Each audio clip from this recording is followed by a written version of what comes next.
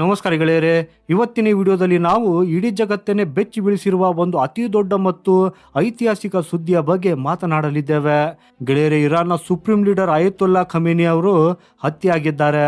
ಈ ಹತ್ಯೆ ಹೇಗೆ ನಡೆಯಿತು, 300 ಮೀಟರ್ ಆಳದ ಬಂಕರ್ ಒಳಗೆ ಅಮೆರಿಕ ಮತ್ತು ಇಸ್ರೇಲ್ ನುಗ್ಗಿ ಹೊಡೆದಿದ್ದೇಗೆ ಮತ್ತು ಇದರಿಂದ ಮೂರನೇ ಮಹಾಯುದ್ಧ ಶುರುವಾಗಲಿದೆಯಾ? ಸೊ ಈ ಎಲ್ಲ ರೋಚಕ ಮಾಹಿತಿಯನ್ನು ಇವತ್ತಿನ ಈ ವಿಡಿಯೋದಲ್ಲಿ ಎಳೆಯಾಗಿ ಬಿಡಿಸಲಿದ್ದೇನೆ. ಅದಕ್ಕಾಗಿ ಇಂಟ್ರೆಸ್ಟಿಂಗ್ ವಿಡಿಯೋವನ್ನು ಕೊನೆವರೆಗೂ ನೋಡಿ ಹಾಗೂ ಲೈಕ್ ಮಾಡುತ್ತಾ ಚಾನೆಲ್ ಸಬ್ಸ್ಕ್ರೈಬ್ ಮಾಡುವುದನ್ನು ಮರೆಯದಿರಿ.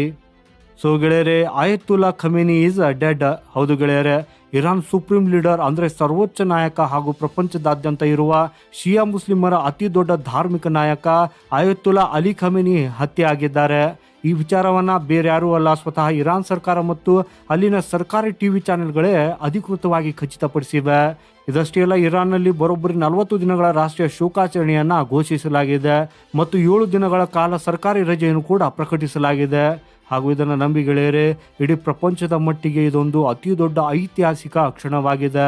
ಯಾಕಂದರೆ ಅಲಿ ಖಮೇನಿ ಬರೀ ಒಬ್ಬ ಸಾಮಾನ್ಯ ವ್ಯಕ್ತಿ ಆಗಿರಲಿಲ್ಲ, ಅವರು ಕೇವಲ ಇರಾನ್ನ ಸುಪ್ರೀಂ ಲೀಡರ್ ಅಷ್ಟೇ ಆಗಿರಲಿಲ್ಲ, ಬದಲಾಗಿ ಇಡೀ ಪ್ರಪಂಚದಾದ್ಯಂತ ಎಷ್ಟೆಲ್ಲ ಶಿಯಾ ಮುಸ್ಲಿಮರಿದ್ದಾರೋ ಅವರ ಅತಿ ದೊಡ್ಡ ಧಾರ್ಮಿಕ ನಾಯಕ ಅಂತ ಅವರನ್ನು ಪರಿಗಣಿಸಲಾಗ್ತಾ ಇತ್ತು. ಸೊ ಅದಕ್ಕಾಗಿ ನೀವೇ ಈ ಫ್ರೆಶ್ ನ್ಯೂಸನ್ನು ನಿಮ್ಮ ಸ್ಕ್ರೀನ್ ಮೇಲೆ ನೋಡಬಹುದು. ನಮ್ಮ ಭಾರತದ ಕಾಶ್ಮೀರದಲ್ಲಿ ಸಾಕಷ್ಟು ಶಿಯಾ ಮುಸ್ಲಿಮರಿದ್ದಾರೆ. ಸೊ ಈಗಾಗಲೇ ಅಲ್ಲಿ ವಿರೋಧ ಪ್ರದರ್ಶನಗಳು ಶುರುವಾಗಿವೆ. ಅಮೆರಿಕ ಮತ್ತು ಇಸ್ರೇಲ್ ವಿರುದ್ಧ ಜನರು ಕಪ್ಪು ಬಾವುಟಗಳನ್ನು ಹಿಡಿದು ಬೀದಿಗಿಳಿದು ಆಕ್ರೋಶವನ್ನು ಹೊರಹಾಕ್ತಾ ಇದ್ದಾರೆ. ಇಲ್ಲಿ ಕೇವಲ ಕಾಶ್ಮೀರ ಅಷ್ಟೇ ಅಲ್ಲ, ಲಕ್ನೋ, ಹೈದರಾಬಾದ್ನಂಥ ನಗರಗಳಲ್ಲೂ ಇಂಥ ಪ್ರತಿಭಟನೆಗಳನ್ನು ನೀವು ಇವತ್ತಿಗೆ ನೋಡಬಹುದು. ಯಾಕಂದರೆ ಇದೊಂದು ಸಾಮಾನ್ಯವಾದ ಘಟನೆ ಅಲ್ಲ. ಯಾಕಂದರೆ ಕಳೆದ 35 ವರ್ಷಗಳಿಂದ ಇರಾನನ್ನು ಏಕಾಂಗಿಯಾಗಿ ಆಳಿದ್ದ ಈ ಅಲಿ ಖಮೇನಿ ಅವರ ಅಧಿಕಾರಾವಧಿಯಲ್ಲಿ ಅಮೆರಿಕಾದಲ್ಲಿ ಬರೋಬ್ಬರಿ 7 ಜನ ಅಧ್ಯಕ್ಷರು ಬದಲಾಗಿದ್ದರು ಹಾಗೂ ಆ 7 ಜನ ಇವರನ್ನು ಕೊಲ್ಲುವುದಕ್ಕಾಗಿಯೂ ಕೂಡ ಪ್ರಯತ್ನಿಸಿದರು. ಆದರೆ ಅವರೆಲ್ಲರೂ ವಿಫಲರಾಗಿದ್ದಾರೆ. ಆದರೆ ಈಗ ಕೊನೆಗೂ ಡೊನಾಲ್ಡ್ ಟ್ರಂಪ್ಗೆ ಈ ಯಶಸ್ಸು ಸಿಕ್ಕಿದೆ. ಹಾಗಾದರೆ ಅಲಿ ಖಮೇನಿಯನ್ನು ಕೊಂದಿದ್ದು ಹೇಗೆ? ಗೆಳೆಯರೆ, ನೀವು ಸ್ಕ್ರೀನ್ ಮೇಲೆ ನೋಡ್ತಾ ಇದ್ದೀರಲ್ಲ, ಇದೇ ಆ ಕಾಂಪೌಂಡ್. ಇಲ್ಲಿ ಅಯತುಲ್ಲಾ ಖಮೇನಿ ತನ್ನ ಆಪ್ತರ ಜೊತೆ ಭೂಮಿಯ ಅತಿ ಆಳದಲ್ಲಿರುವ ಒಂದು ಬಂಕರ್ ಒಳಗಿಂದ ಕೂತು ತನ್ನ ಕಾರ್ಯಾಚರಣೆಯನ್ನು ನಡೆಸುತ್ತಿದ್ದ.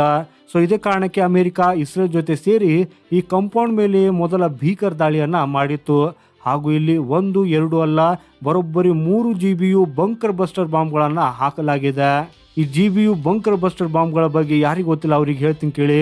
ಈ ಬಾಂಬ್ಗಳು ಎಷ್ಟು ಅಪಾಯಕಾರಿ ಅಂದರೆ, ಯಾರಾದರೂ ಭೂಮಿಯ 300 ಮೀಟರ್ ಕೆಳಗೆ ಬಂಕರ್ನಲ್ಲಿ ಅಡಗಿ ಕುಳಿತಿದ್ರು ಅವರು ಬದುಕುಳಿಯೋದಕ್ಕೆ ಸಾಧ್ಯವೇ ಇಲ್ಲ. ಈ ಬಾಂಬ್ಗಳು ಮೊದಲು ಭೂಮಿಯೊಳಗೆ 300 ಮೀಟರ್ ಸೀಳಿಕೊಂಡು ಹೋಗ್ತವೆ, ಆಮೇಲೆ ಅಲ್ಲಿ ಸ್ಫೋಟಗೊಳ್ಳುತ್ತವೆ. ಹಾಗಾಗಿ ಇದರ ಇಂಪ್ಯಾಕ್ಟ್ ಆ 300 ಮೀಟರ್ಗಿಂತಲೂ ಕೆಳಗಿನವರೆಗೂ ತಟ್ಟುತ್ತದೆ. ಹಾಗೇನೆ ಅಲಿ ಖಮೇನಿ ಇಲ್ಲಿ ಅಡಗಿದ್ರು. ಇಸ್ರೇಲಿ ಇಂಟೆಲಿಜೆನ್ಸ್ಗೆ ಇದರ ಪಕ್ಕ ಮಾಹಿತಿ ಕೂಡ ಇತ್ತು. ಹಾಗಾಗಿ ಇಲ್ಲಿ ಮೊದಲ ದಾಳಿಯಲ್ಲಿ 3 ಬಂಕರ್ ಬಸ್ಟರ್ ಬಾಂಬುಗಳನ್ನು ಎಸೆಯಲಾಗಿದೆ. ಈ ದಾಳಿಯಲ್ಲಿ ಅಲಿ ಖಮೇನಿ, ಅವರ ಸೊಸೆ, ಅಳಿಯ ಹಾಗೂ ಅವರಿಗೆ ಆಪ್ತರಾಗಿದ್ದ 3-4 ಜನ ಸಂಬಂಧಿಕರು ಎಲ್ಲರೂ ಒಂದೇ ಏಟಿಗೆ ಸಾವನ್ನಪ್ಪಿದ್ದಾರೆ. ಆದರೆ ಸ್ಟಾರ್ಟಿಂಗ್ ಅಲ್ಲಿ ಇರಾನ್ ಈ ಸುದ್ದಿಯನ್ನು ಮುಚ್ಚಿಟ್ಟಿತ್ತು. ಯಾಕಂದ್ರೆ ನಮ್ಮ ಬಂಕರ್ ತುಂಬಾ ಆಳದಲ್ಲಿದೆ, ಬಹುಶಃ ಅಲ್ಲಿ ಖಮೇನಿ ಸುರಕ್ಷಿತವಾಗಿರಬಹುದು ಅಂತ ಸಣ್ಣ ಭರವಸೆ ಅವರಿಗಿತ್ತು. ಅದಕ್ಕಾಗಿ ನಿನ್ನೆ ಮಧ್ಯಾಹ್ನದಿಂದಲೇ ಅವರು ಅವಶೇಷಗಳನ್ನು ತೆರವುಗೊಳಿಸುವ ಕಾರ್ಯಾಚರಣೆಯಲ್ಲಿ ಬ್ಯುಸಿಯಾಗಿದ್ದರು.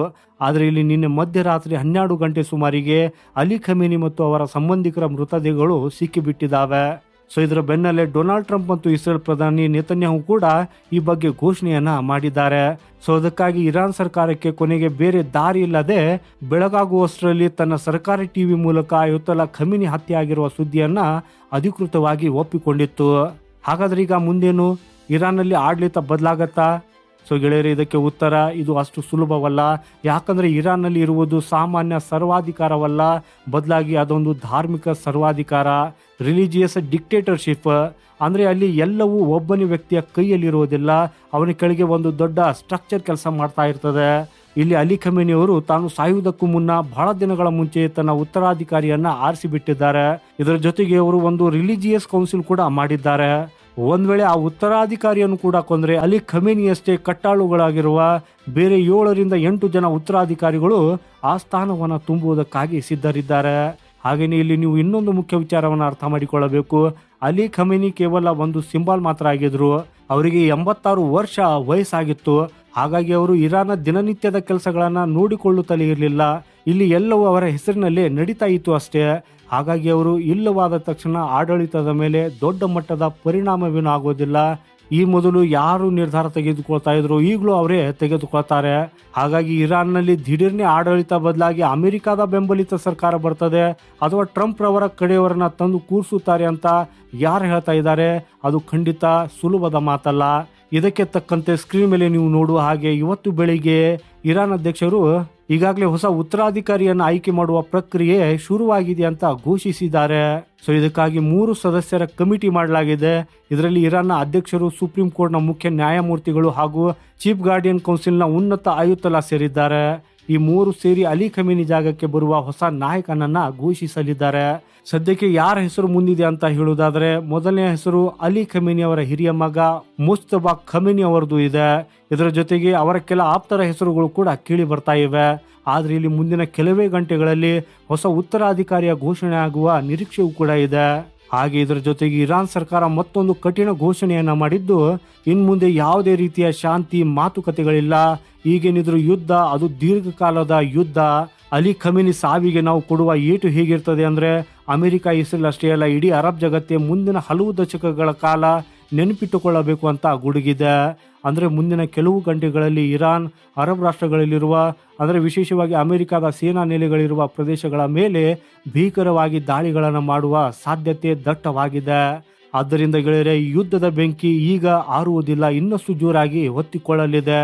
ಅಲಿ ಖಮೇನಿ ಸಾವಿನೊಂದಿಗೆ ಯುದ್ಧ ಮುಗೀತು ಅಂತ ನೀವು ಅಂದ್ಕೊಂಡಿದ್ರೆ ಅದು ತಪ್ಪು. ಇದು ಕೇವಲ ಟ್ರೇಲರ್ ಅಷ್ಟೇ, ಪೂರ್ತಿ ಪಿಕ್ಚರ್ ಈಗಷ್ಟೇ ಶುರುವಾಗಲಿದೆ. ಸೊ ಗೆಳೆಯರೆ, ಇದರ ಬಗ್ಗೆ ನಿಮ್ಮ ಅಭಿಪ್ರಾಯವೇನು ಅನ್ನೋದನ್ನ ಕಮೆಂಟ್ ಮಾಡೋದ್ರ ಮೂಲಕ ತಿಳಿಸಿ.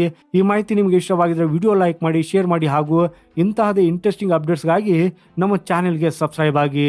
ಧನ್ಯವಾದಗಳು.